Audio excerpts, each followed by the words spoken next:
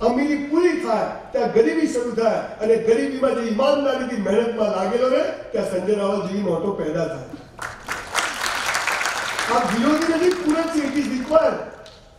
દિવસ પૂરો થઈ જાય, રાત શરૂ થાય, ઘનઘોર રાત પૂરી થાય, મસ્ત સવાર શરૂ થાય. એનો મતલબ શું થયો કે આ વિરોધી નથી, પૂરક છે. શું છે? રિક્વાયર્ડ. મતલબ બંને જોઈએ, કોઈ એક ચાલે નહીં. પણ તમે શું શીખવાડે? સુખ જોઈએ, દુઃખ નહીં જોઈતું. દિવસ જોઈએ, રાત નહીં જોઈતો.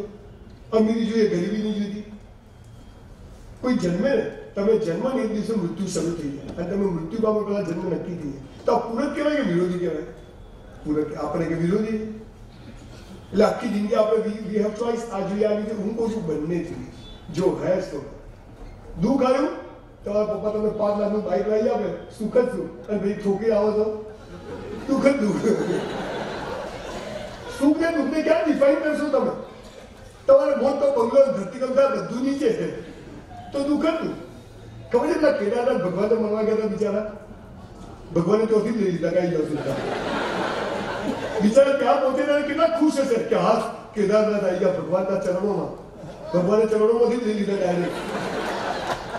તો ભગવાન ક્યારે શું કરશે તમને ખબર નથી. માટે સુખ હોય કે દુઃખ હોય, હસતા રહો. અમીરી હોય કે ગરીબી, હસતા રહો.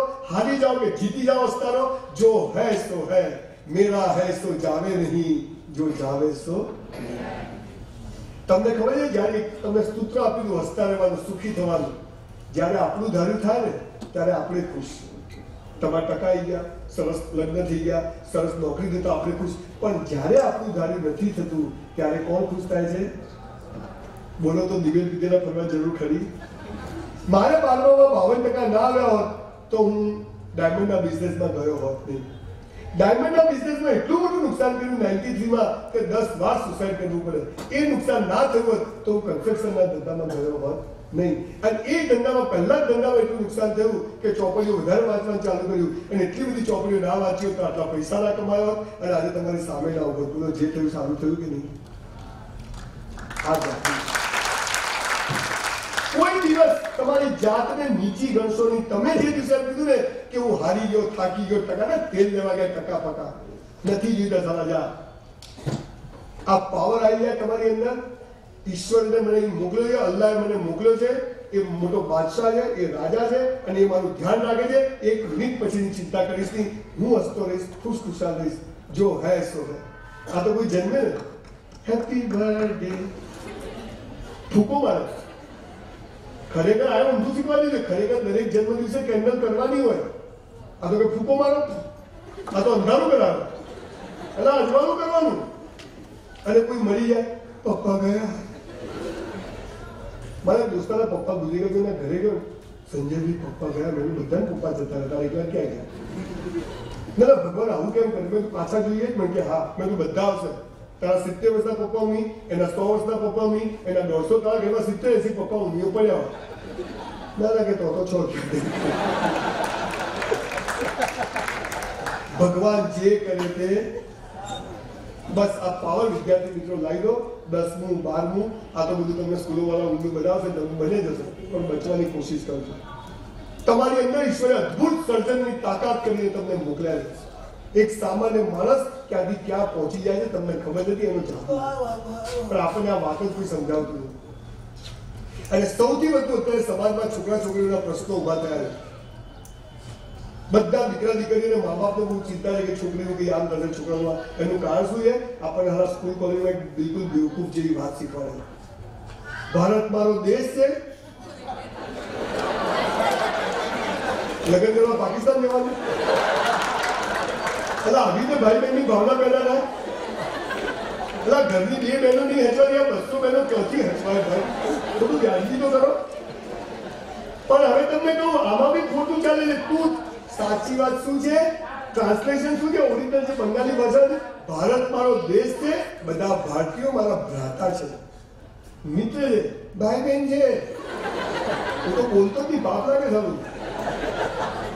અને એટલે દરેક છોકરા છોકરીઓને એમ થાય એ આપણો ભાઈ બહેન બોલાવતો ઓછો થતો. આપણો વિકાસ થાય, આપણે સ્વતંત્રતા મળે એવું કોઈ માહોલ ઉભું કરવામાં જ નથી આવ્યો. અને એટલે સાહિત્ય આ દેશે સાહેબ જબરજસ્ત પ્રગતિ કરી, અદભુત. આ 60 વર્ષમાં ભારત જ્યાં પહોંચ્યો છે દુનિયાના કોઈ દેશના બાપની તાકાત નથી પહોંચે છે. સાચું બોલું, પણ એના માટે આપણે લોકો આખી ડબલ જગ્યાએ જઈ શક્યા જો પાયાના સમજણ આપી.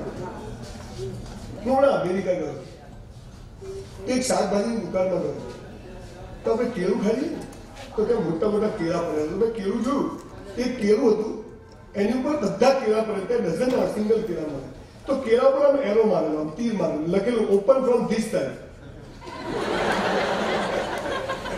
એલા મેં કહ્યું ધોળિયાનું કેળું ખોલતા નહીં આવડતું, આમાં શું સ્ટીકર મારવાનું ઓપન ફ્રોમ ધીસ ટાઈમ? આપણે નહીં આવીએ તો ચા સાથે ખાઈ જઈએ નહીં. એટલે હું તો ત્યાં કાઉન્ટર પર તો એક બેન બેઠા હતા, why there is a sticker on every banana open from this time? Oh gentleman you don't know, મેં આઈ ડોન્ટ નો. અને આપણે તો રિસેપ્શન પર વાઘરી જેવો બેઠા, શું જાય આમ મોગે હો. તમે સ્કૂલમાં બસ સ્ટેન્ડ પર ક્યાંય બી રિસેપ્શન પર જાઓ, ડોક્ટર ને શું છે કપલ વાળવા જાઓ, ત્યાં રિસેપ્શન પર સૌથી સારો માણસ અહીંયા વાઘરી જેવો બેઠો. તમે આ ગીતા મંદિર જાઓ, સાહેબ વડોદરાની બસ બોર્ડ નથી માર્યું તો તમે તમારા દાદી કરવા બેહાડે. સારી સિસ્ટમ જ એવી બોગસ કે કોઈ મજા જ ના. એટલે બે મને કહું છે કે listen carefully. In America there must be instruction on everything and we Americans follow all the instructions. મેં કીધું we Indian never follow any instruction and that is why we all are doing together.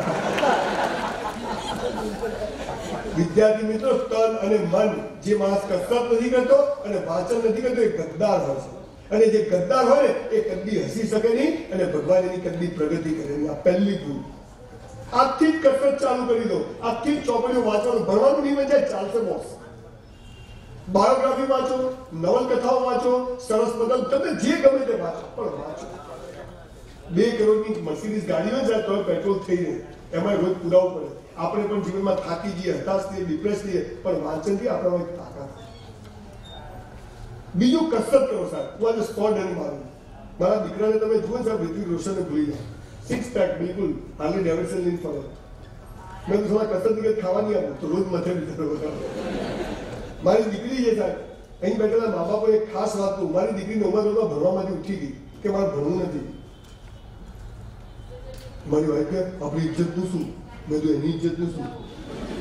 મેં તો નથી ભણાવી, કઈ વાંધો નહીં. સાહેબ એ દીકરી ઘણો સમય ઘરે બેસી રહી. તમને નવાઈ લાગશે, અત્યારે એક લો કોલેજમાં પ્રિન્સિપાલ છે. મૂળ વાત શું છે કે બાળકોને જે કરવું છે એ નસ પકડતા શીખો, અને પછી તમે જુઓ કે માણસ કેવો સરસ બને. 15 વર્ષ ગણિત ગણિત ગણિત ભણે, હું તો 1 રૂપિયાનો માલ ડેમો વેચ્યો, એક નફો થાય એટલું શીખવાનું. બધું ફરાઈને હું શું શીખવાનું? પણ સાલા એ શીખવાડે કે ધંધા નુકસાન થાય શું કરવાનું એ ક્યાં શીખવાડે? પત્ની કેવું ના મારે શું કરવું શીખવાડે? પતિ દારૂ પીનારથી ધુલાઈ કરવી શીખવાડે? સાલા એ તો શીખવાડતા જ નથી. હંમેશા થાકવાના છે. અને એટલે હવે મારી વાત શરૂ કરું છું. ક્યાં ગયા?